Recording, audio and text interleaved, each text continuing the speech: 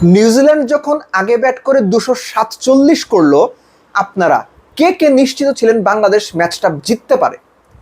আপনি আমি হয়তো প্রত্যাশা করেছি বাংলাদেশ ম্যাচটা বের করে নেবে, কোনো না কোনোভাবে করে ফেলবে, কিন্তু নিউজিল্যান্ড নিশ্চিত ছিল মিরপুরের এই স্লোইশ উইকেটে কোনোভাবে আগে ব্যাট করে 250 করতে পারলে বাংলাদেশ এই ম্যাচ জিতবে না। ইভেন্চুয়ালি সেটাই হয়েছে। ম্যাচের কয়েকটা জায়গা নিয়ে আলোচনা আছে, তার আগে বলবো যে লিটন দাস যখন ফক্সক্রফটের ওই দুর্দান্ত এক অফ স্পিনে, অলমোস্ট আনপ্লেয়েবল অফ স্পিনে যখন আউট হলেন, তখন আসলে ওইখান থেকেই বাংলাদেশের ম্যাচ জেতার সম্ভাবনা একটু একটু করে কমতে থাকে। আপনি আমার সঙ্গে একমত না হতে পারেন, আমি একটা একটা করে বলছি। লিটন, সাইফ, তাওহিদ হৃদয়, এই তিনজন তো বাংলাদেশের টপ পারফর্মার। এদের আপনি নাম্বারস যদি বাদ দেন তাহলে খুব স্বাভাবিকভাবেই আপনি দেখতে পারবেন যে বাংলাদেশের বাদবাকি ব্যাটাররা ঠিক কতটা স্ট্রাগল করেছেন। তানজিদ তামিমকে দিয়ে আমি শুরু করি। হেনরি নিকলস এবং তানজিদ তামিমের কথায় আসছি, বলছি এই জন্য যে হেনরি নিকলস এবং উইল ইয়াং দুজনেই যখন বেসিক ক্রিকেটটা খেলছিলেন, বেসিক শটস খেলছিলেন, কোনো রকম এক্সট্রাঅর্ডিনারি ট্রাই করছিলেন না, তখনও পর্যন্ত নিউজিল্যান্ড মনে হচ্ছিল 250 পার করে ফেলবে। যখনই সুইপ, রিভার্স সুইপ খেলতে গেলেন, উইকেট দিয়ে আসলেন। তানজিদ তামিমের কথা এই জন্য বললাম, ডাউন দ্য উইকেট গিয়ে মারার দরকার ছিল না। এই উইকেটটা ডাউন দ্য উইকেট গিয়ে মারার মতো ওই সময়ের জন্য আইডিয়াল ছিল না তানজিদ তামিম। এই উইকেটটা বল সুন্দর ব্যাটে আসবে, আপনি ডাউন দ্য লাইন গিয়ে খেলবেন, ডাউন দ্য উইকেট গিয়ে মারবেন, কাট খেলবেন, পুল খেলবেন, বল সুন্দর ব্যাটে আসতেছে, মিডিলিং হচ্ছে, এই উইকেট না। নিউজিল্যান্ডের ব্যাটিং দেখেই তো আমাদের এটা বুঝে নেওয়া উচিত ছিল। আমাদের মিনস হচ্ছে আমাদের ব্যাটারদের।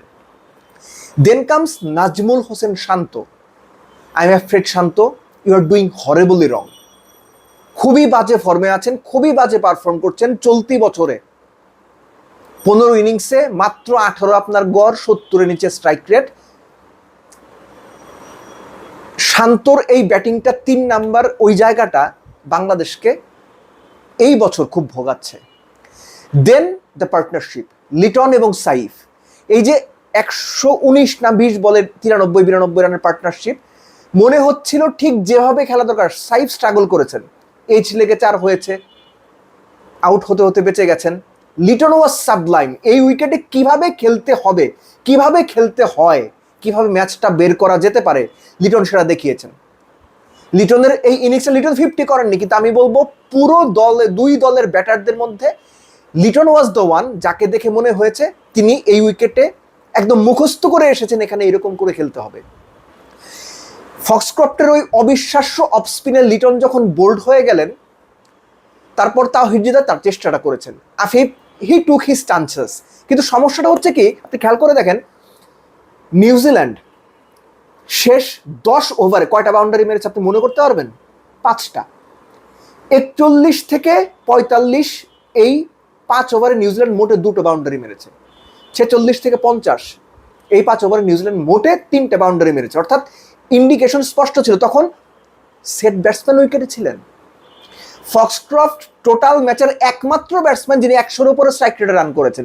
সো তিনিও যখন স্ট্রাগল করছিলেন, বাংলাদেশের ব্যাটারদের এটা বোঝা উচিত ছিল বল পুরনো হওয়ার সঙ্গে সঙ্গে রান তোলাটা আরো বেশি ডিফিকাল্ট হয়ে যায়, এবং সেই ডিফিকাল্ট কাজটা একটু আগে ভাগে সেরে নেওয়ার যে তাগিদ, সেটা বিভিন্ন সময়েই আফিফ কিংবা সত্যিকার অর্থে বাংলাদেশের অন্যান্য ব্যাটারদের মধ্যে দেখা যায়নি।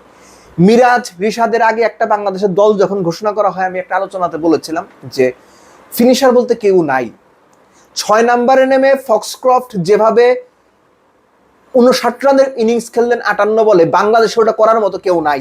কেউ নাই বলেই বাংলাদেশ ওই সময়ে তাওহিদ হৃদয় উইকেটে থাকা সত্ত্বেও ম্যাচটা জিততে পারে নাই। মিরাজ, রিশাদরা ওই রোলের জন্য প্রস্তুত না। আপনি যদি মিরাজ, রিশাদের ব্যাটিং বের করে দেখেন, যেভাবে তারা স্ট্রাগল করেছেন, বল ব্যাটে লাগাতে পারছেন না।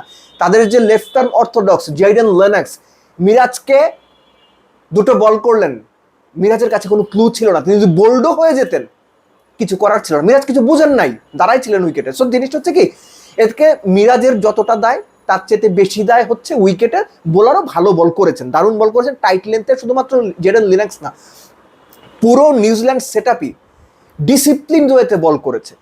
তারা এক্সট্রা অর্ডিনারি কোনো কিছু করতে যায় নাই, তারা ফ্যান্সি কিছু করতে যায় নাই। তারা জানে বেসিক বোলিংটা, উইকেটের যে অবস্থা ছিল, বেসিক বোলিংটা করলেই বাংলাদেশকে ধরে দেওয়া সম্ভব, তারা বাংলাদেশকে ধরে দিয়েছে। এবং একই সঙ্গে বলতে হয় যে এই যে বাংলাদেশের ব্যাটিংয়ের যে দুর্দশা, এটা কিন্তু চলমান। এবং এই যে উইকেটটায় খেলা হলো, এই উইকেটটা টিম ম্যানেজমেন্ট, আসলে টিম ম্যানেজমেন্ট একটা ফেক কথা, কোচ ক্যাপ্টেন এটা চেয়ে নিয়েছেন কিনা এটা জানাটা জরুরি। কোচ ক্যাপ্টেন যদি চেয়ে থাকেন মানে এই উইকেটেই খেলা হোক, কেননা এর আগে আমরা মিরপুরে দেখেছি, পাকিস্তান সিরিজেই দেখেছি বেশ ভালো উইকেট, তাহলে উইকেট ফুট করে বদলে গেল না বদলে দেয়া হলো এটা আমি নিশ্চিত না। যদি বদলে দেওয়া হয়ে থাকে, নিউজিল্যান্ডকে হারাই, ক্রেডিট নেই, মানে ক্যাপ্টেনের ক্রেডিট, কোচের ক্রেডিট, ক্রিকেট অপারেশনসের ক্রেডিট, এটা যদি করে থাকেন ভুল করছেন।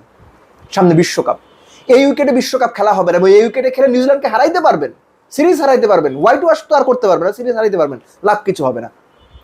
সো বাংলাদেশ বাজে ব্যাট করছে, বাংলাদেশ ব্যাটিংয়ের মধ্যে কোনো কামনেস ছিল না, বাংলাদেশের প্লেয়াররা ব্যাটাররা ক্যালকুলেশন করতে পারে নাই এক্সেপ্ট লিটন যে কিভাবে এখানে খেলতে হবে। সো আনফর্চুনেটলি বাংলাদেশের এই মিসক্যালকুলেশন হারতে বাধ্য করেছে। একই সঙ্গে এটাও মেনে নেওয়া জরুরি যে ওয়ানডে র্যাঙ্কিং এর 2 নম্বর দলের সঙ্গে 9 নম্বর দলের যে পার্থক্য, সেটা এই ম্যাচেও স্পষ্ট হয়ে গেছে। আপনি খুব স্বাভাবিকভাবেই বলতে পারেন ভাই তাই বলে নিউজিল্যান্ডের বি টিমের সাথে হারতেই পারে।